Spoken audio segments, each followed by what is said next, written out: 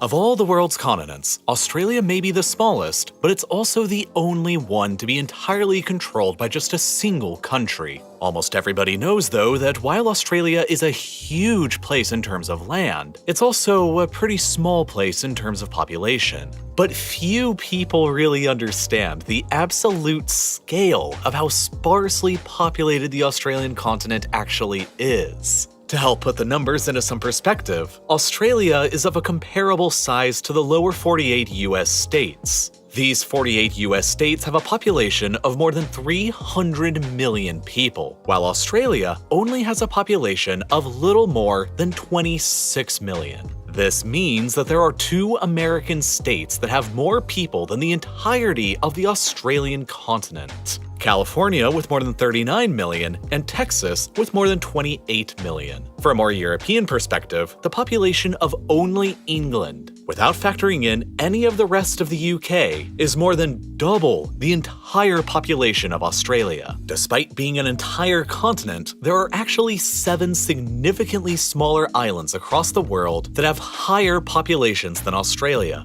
Great Britain, of course, along with Honshu, Luzon, Mindanao, Java, Sumatra, and Madagascar. Java alone has nearly 6 times Australia's tiny population, despite being an island that is 60 times smaller than Australia, the continent. But it still gets even crazier because there's also a bunch of cities across the world that, right now, have more people than the entire continent as well. The Tokyo, Jakarta, and Delhi metropolitan areas all have greater populations than the entirety of Australia, while the Shanghai and Seoul metro areas have roughly similar populations. Sao Paulo, Mexico City, New York City, Cairo, Lagos, Mumbai, and Moscow all have largely comparable metropolitan populations to Australia as well. And all things considered, Australia really only has 5 actual major cities across their continent: Sydney, Melbourne, Brisbane, Perth, and Adelaide, which collectively account for the residences of nearly 2 out of every 3 Australians. Australia is therefore among the most heavily urbanized nations in the world, with the overwhelming majority of the population, around 90%, concentrated into relatively small urban areas that only account for 0.22% of Australia's total land area, with half of the overall population living within just these red areas, and the other half almost entirely living in these blue areas. Overall, around 85% of all Australians live within just 50 kilometers of the coastline, meaning that there's hardly anyone deeper into the continent's vast interior. This unique population distribution creates a lot of fascinatingly bizarre situations across the continent. For example, this is the Shire of East Pilbara in Western Australia. It is roughly the same size as Japan, but there's only a bit more than 10,000 people who live here, and half of them just live right here in the town of Newman. It's basically just a small town, but with the space of Japan. Then, perhaps even more strangely, there's the pastoral unincorporated area down here in South Australia. This dot is the city of Adelaide, Australia's 5th largest city, home to more than 1.3 million people. And immediately adjacent to this oasis of urban life is the pastoral unincorporated area, a territory that's roughly the size of France, but is only home to a whopping 3,750 people, making the population density something like 178 square kilometers of land for every 1 person. That is roughly 1 Aruba's worth of land for every single resident inside of the pastoral unincorporated area. Then, there's also Anna Creek right over here. This is a huge territory that's slightly larger than Israel, and yet it isn't a country or even a governmental entity at all. No, Anna Creek is actually just a privately owned cattle ranch. The largest cattle ranch found anywhere in the world by far that is only staffed by 8 full-time employees according to Wikipedia. So, this entire area that's the size of Israel is usually only home to less than a dozen people and around 10,000 cows.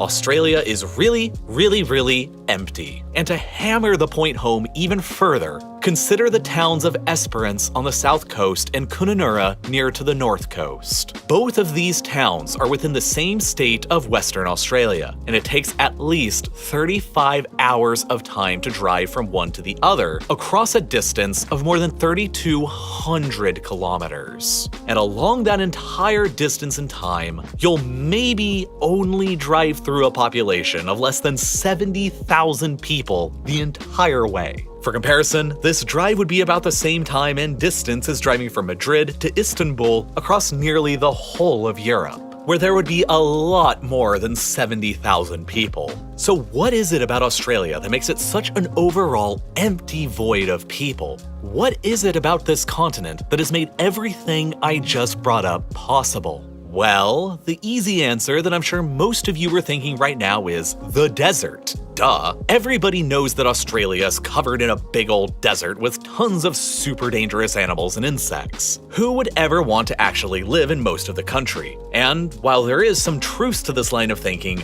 I am here to argue with you that that's only a small part of the overall population puzzle in Australia, and the full explanation for why there are so few people on this continent is overall a pretty complicated one. Most of the problem stems from the fact that Australia is pretty uniquely cursed when it comes to both the geologic and location perspective. Located relatively close by to Antarctica, the frozen continent, the western side of Australia is continuously battered by cold ocean currents coming up from the Southern Ocean, which means that there simply isn't enough heat to generate large-scale evaporation that's necessary to form rain clouds over much of the west. Meanwhile, in the east, the Great Dividing Range is Australia's largest and longest chain of mountains, and the fifth longest anywhere in the world. These mountains run down the entire eastern side of the continent from north to south, and their height denies many rain clouds advancing from the Pacific the ability to move any further into Australia than the immediate and narrow band of land between the mountains and the coastline. Thus, a so-called rain shadow is cast by these mountains across the vastness of the Australian interior to the west, where moisture coming in from the east understandably struggles to penetrate into. But these mountains, generally speaking from a global perspective, aren't really all that impressive. Truly big mountains cannot be found anywhere on the surface of Australia, and overall, the continent has the lowest average elevation of all of Earth's continents, which just creates a further huge problem for rainfall. The tallest mountain and highest point that can be found anywhere in mainland Australia is here within the Great Dividing Range, Mount Kosciuszko, and it's only 2,228 meters high above sea level. For comparison, the highest point of every single other inhabited continent is at least more than double that height, and nearly 3/4 of the entire US state of Colorado alone maintains an elevation that is significantly higher than just that one sorta tall mountain in Australia. This means that there are simply very few tall mountains to be found anywhere on the continent that are actually capable of forcing air upwards where it's possible to cool into rain. And then, to make matters even worse, that air is very often just too hot for rain to form anyway, because the continent straddles the boundary of the Tropic of Capricorn, placing a significant amount of northern Australia to be well within the tropics, and almost the rest of the continent down in the subtropic.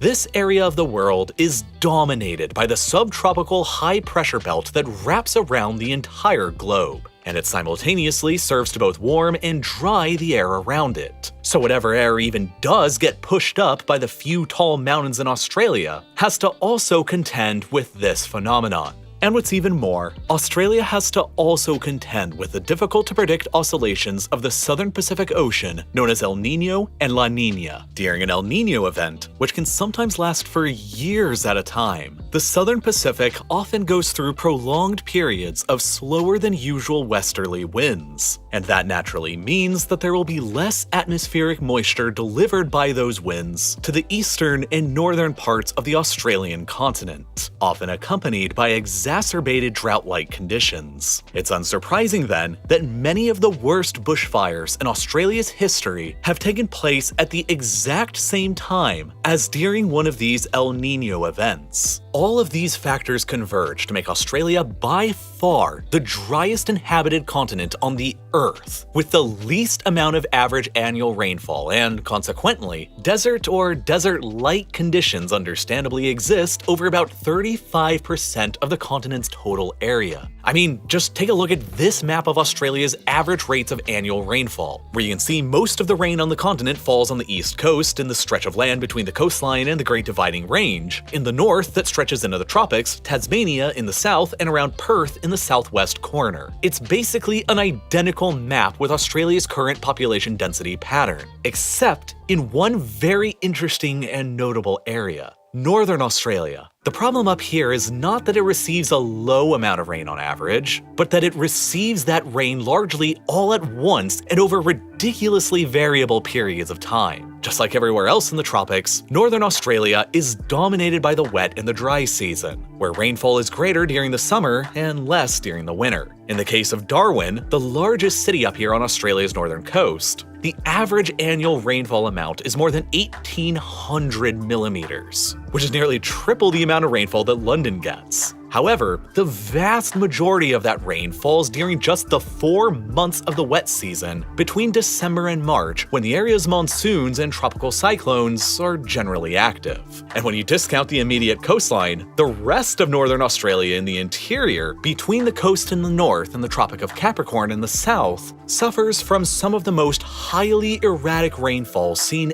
anywhere on the planet, largely owing to the unpredictable pattern of the area's tropical cyclones. Back in 1898, one of these cyclones dumped an absolutely unbelievable 740 millimeters of rain over this small northern Australian town in just a single day, more than the entire average annual rainfall of London, which could give the false impression if you just looked at that single year of more rainfall here than in the UK. But then, a few decades later on in 1924, without any cyclones penetrating through to the interior here, this town only received 4 millimeters of rain throughout the whole year, which is even less than the yearly average of the Sahara Desert. But it's not just the erratic nature of the continent's rainfall that makes fresh water a scarcity here. It's also the lack of any decently large rivers.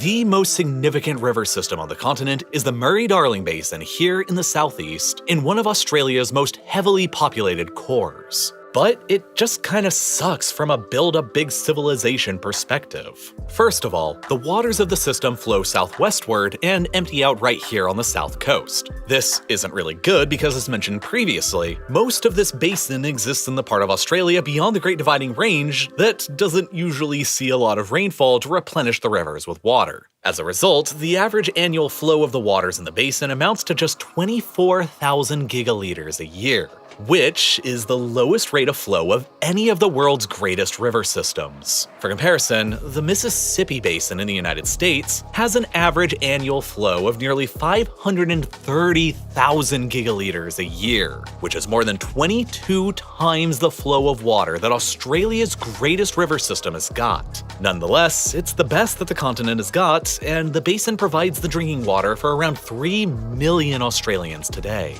while the area around it has developed into the agricultural heartland of the modern Australian nation, providing nearly the entirety of the food that the 26 million people of Australia consume, along with enough to export to millions more across Asia. But as climate change continues to worsen the effects of drought on the continent, the waters that feed this agricultural heartland through the Murray-Darling Basin are getting harder and harder to come by with every passing decade. 9 of the 10 hottest recorded years in the continent's history have taken place just since 2005. These higher temperatures are rapidly increasing the rates of evaporation throughout the waters of the basin, and with already limited rainfall throughout the majority of it, it's making the water here increasingly scarce, with some sections of the basin at times remaining completely dry for months on end. And it's not just the scarcity of fresh water on the continent that makes sustaining a very large population difficult. It's also the scarcity of good land for farming and agriculture, owing once again largely to geography, geology, and location. In northern Australia, there hasn't been any new mountain buildings since the pre-Cambrian era that ended 1.5 billion years ago. And even further, there hasn't been any glacial activity here since the Carboniferous ended nearly 300 million years ago. Thus, this entire region that covers nearly half of the continent has suffered its soils being beneath continuous weathering and erosion for well over 250 million years, compared to less than 10,000 years for most of the soils on other continents like North America, Europe, or Asia. Therefore, the soil nearly everywhere in northern Australia just sucks for agriculture. The only exception to that rule is the area of the river basin that drains here into Lake Erie. But this is an overall small amount of the north, and the rainfall required for irrigation here is still very low. But the thing is, none of these geographic or climatic explanations really give the full picture. Because, despite everything that I just spent the last 10 minutes explaining to you, it turns out that Australia actually has a ton of freshwater resources. Well, at least when compared to countries and not to continents. In fact, Australia has an estimated 492 cubic kilometers worth of renewable freshwater resources, which is more than a lot of countries with significantly higher populations. That's twice as much as Pakistan, for example, a country which has more than 8 times as many people. So it's not just a sheer lack of fresh water, and it's not just a sheer lack of arable land either. While, yeah, only about 6% of Australia's land is actually arable and suitable for agriculture, Australia is huge. So that 6% is still a ton of usable farmland. To put it in a context, Australia has more arable land than Indonesia, Malaysia, Singapore, the Philippines, Vietnam, Cambodia, and Laos all have combined. Despite all of these countries having a combined population of 542 million people, and Australia only having 26 million people. To put it into another perspective, Australia has by far the highest ratio in the entire world of arable land to population at around 1.9 arable hectares of land for every 1 citizen of the country. For the sake of comparison, the ratio in the United States is only about 0.47 arable hectares of land per 1 citizen.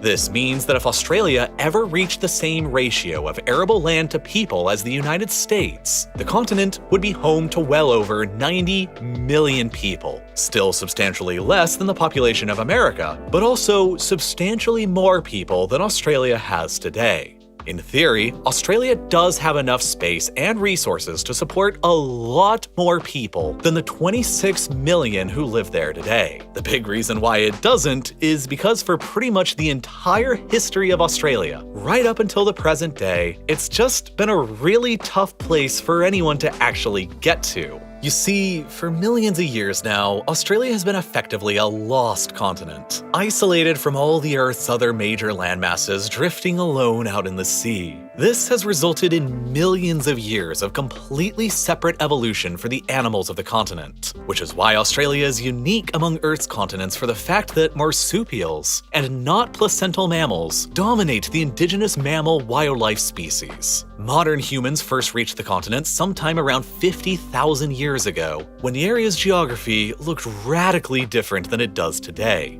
With sea levels significantly lower back then, humans were able to simply walk down the Sunda Peninsula, hop across just a few islands, and then make it into present-day New Guinea, which back then was connected to Australia via a land bridge as the prehistoric continent of Sahul. And after these initial humans made it to the continent, they remained almost entirely undisturbed for tens of thousands of years by any other groups of humans from anywhere in the outside world. As sea levels began to rise following the end of the last ice age, Sahul was flooded and the land bridge between New Guinea and Australia fell beneath the waves around 10,000 years ago, making Australia even more remote than it had been previously, and even less likely to ever be visited by outsiders. For the next 9,600 years before the eventual arrival of the Europeans in the 17th century, the Australian continent may have only been significantly visited and impacted by outside humans a total of just 2 times. Dingoes, an invasive species of dog likely originating from New Guinea, were introduced to Australia sometime around 8,300 years ago, potentially by an unknown group of human visitors coming from the island. About 11% of the modern Aboriginal Australian DNA also derives from Indians, which suggests a potential encounter on the continent with a group of humans from South Asia sometime around 4,000 years ago. And then, after millennia of existing almost entirely undisturbed by the outside world, in 1606, a Dutchman and his crew suddenly showed up on their ships and landed right here on the western side of the Cape York Peninsula. But even after that, the Dutch never really bothered to ever establish any permanent settlements or presence on the continent, because the parts of it that they found were generally decided to be too uninhabitable for all the reasons that I mentioned during the first half of this video. The closest the Dutch ever came to a permanent settlement on Australia happened entirely by accident. 50 years after their discovery in 1656, a Dutch ship called the Vergulde Drieck crashed off the coast of Western Australia around here.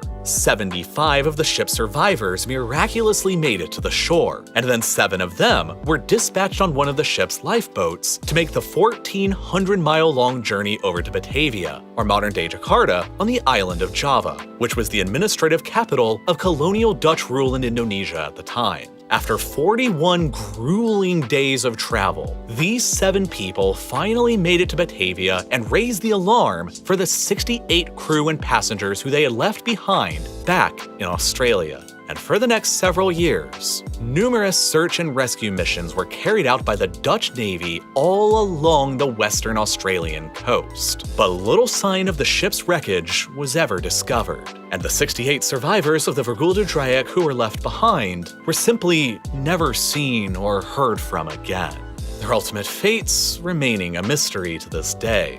They simply vanished into the vast void of Australia and history without much of a trace. More than 3 centuries of time would pass before finally, in 1963, the wreckage of the Vergulde Drieck was discovered by a team of Australian divers roughly 100 kilometers north of modern-day Perth. Well over a century after the vanishing of the Vergulde 68 on the continent, the British finally established the first truly permanent European settlement on Australia only in 1788 over on the complete other side of the continent around modern-day Sydney with around 1,300 people. At the time, the Aboriginal population of the continent was likely only somewhere around 650,000. Which was pretty much the entire population of Australia as a whole. To put that into perspective, every other inhabited continent on the planet had vastly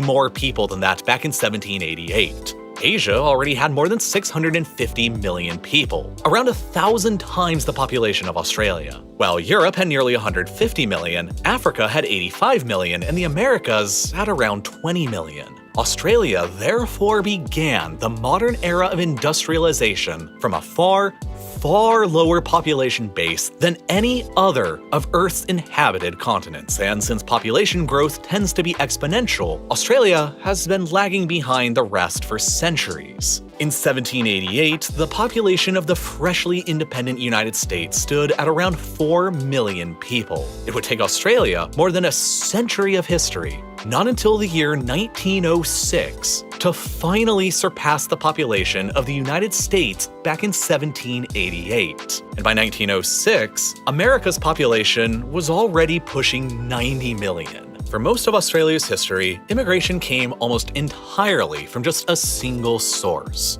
the British Isles. Following the discovery of gold on the continent in 1851, a massive gold rush to Australia ensued that saw around 2% of the entire population of the British Isles emigrate to Australia throughout the decade of the 1850s, and more than doubled the Australian population almost overnight. But Australia struggled to attract large numbers of immigrants from Europe afterwards, because it was heavily competing for them with more attractive countries in the Americas like the United States, Canada, Brazil, and Argentina, who were much closer to Europe geographically and were thus generally cheaper and quicker for Europeans to emigrate to. It didn't help that beginning in 1901, the Australian government enacted a policy that would artificially reduce their numbers of immigrants to the continent for decades: the racist White Australia policy, which restricted immigration to only people of white, European ancestry, and initially gave overwhelming preference to migrants coming specifically from Britain. As a result, the flow of immigrants to the continent remained only a trickle of people for decades across the early 20th century, while at the same time, millions of immigrants were arriving in the United States every couple of years. The population of Australia even shrank during World War I, when nearly 1 in 5 of Australia's men were shipped off to fight the war in Europe. Around 2.5% of Australia's entire male population of the time never made it back home from the trenches and beaches of Europe. By the eve of World War II, Australia was a small and overwhelmingly European nation of only around 7 million on the periphery of Asia, and many white Australians of the time were terrified of being demographically overwhelmed by the extremely more populous nations of Asia just to the north. By the time war came to the continent, Imperial Japan had more than 10 times Australia's population, at more than 73 million. And after the Japanese bombed the northern Australian city of Darwin in 1942, fears across the continent were rife that an imminent Japanese invasion was coming. And while the invasion never actually materialized, the Australian government nonetheless came to believe that they needed to increase their population to avoid the threat of another invasion scare like that again in the future. Before 1945, almost all the immigrants to Australia came from either Great Britain or Ireland. But after the war, Australia for the very first time began encouraging immigration from across the European continent. The policies restricting immigration largely only to Britons were gradually relaxed to be more inclusive of all Europeans, and by the 1960s, 3 million mainland Europeans from places like the Baltic states, Poland, Italy, the Balkans, and Greece packed up their bags and headed to Australia to begin a brand new life, many of them being displaced refugees from the war. But the exclusion of non-whites as immigrants to the continent remained largely in force for several more decades even after the war. It wasn't until 1973, nearly 3 decades after the end of World War II, that the White Australia policy was finally overturned and race ceased being a factor in the continent's immigration policy. Ever since, Australia has maintained an official policy of multiculturalism and has welcomed large-scale, multi-ethnic immigration for decades from all across the world. And now, in the 21st century, the vast majority of new immigrants to the continent come from Asia and not from Europe, especially from China and India. Today, Australia caps the new numbers of immigrants to the continent at less than 200,000 a year, which, for a country of only 26 million, is actually a pretty consistently high rate of immigration. As of 2022, nearly 1 in 3 people on the Australian continent was born outside of it, which is by far the highest proportion of immigrants found in the population of any developed Western nation.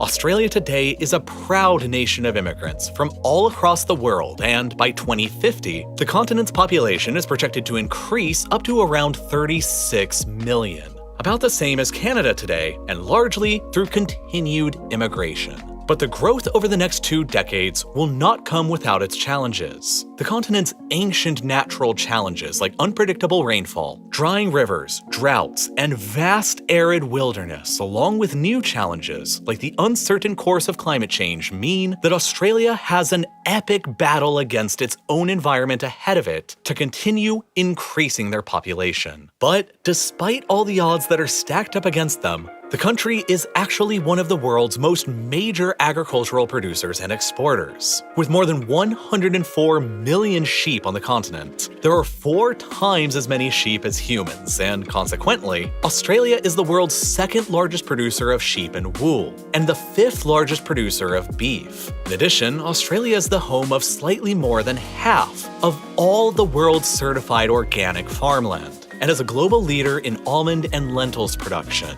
And best of all, Australia's rich culinary culture is heavily represented by the sponsor of this video, HelloFresh, through delicious recipes like their sweet and savory pancakes, crumbed pumpkin wedges, or Lamington-style chocolate brownies. And if you're anything like me, you typically struggle a lot to decide what to do at dinner time. Should I order expensive takeout, eat unhealthy freezer food, or make a time-consuming home-cooked meal? I struggled with all of these same decisions for years until I began using HelloFresh, because it's simultaneously healthy, affordable, and best of all, quick. Now, every week, I select all of the meals that I want on their app, and then a box arrives directly on my doorstep with all of the ingredients needed in exactly the right quantities needed. Not only is this efficient, less wasteful, and better for the environment than traditional grocery shopping is, but it also instantly cuts out all of your shopping time and the majority of your prep time as well, so that you get to focus exclusively on the most fun part: actually cooking. As an example, I just made this incredible pecan-crusted chicken, and it took less than 5 minutes of prep and less than 30 minutes of actual cooking. All in all, HelloFresh simply makes your meal times better, and that's why I've been using them myself now for years. I'd highly recommend that you try them out as well, which you can do with an insanely great deal when you click the button that's here on screen right now, or by going to HelloFresh.com and using code RealLifeLore16 for up to 16 free meals and 3 additional surprise gifts. It's also a great way to help support my channel and would really mean a lot. And as always, thank you so much for watching.